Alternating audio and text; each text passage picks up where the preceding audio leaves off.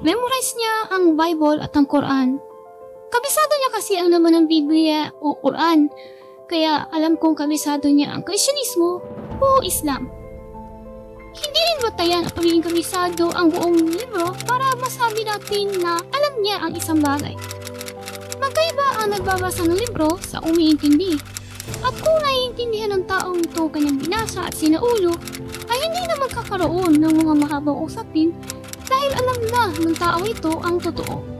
Ano bang motibo ng isang tao para ipakita na kabisado niya ang isang libro?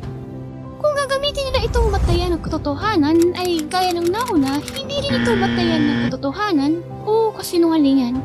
Dahil mayroon talagang mga taong pambihira ang kakayahang magsaulo ng maraming salita kahit hindi naman sa usaping relihiyon. Halimbawa, kung makakabisado ko ang laman ng buong Biblia, maaari bang sabihin na sino man na tama ang pananampalatayang Kristyanismo o dahil lang mahusay akong magsaulo?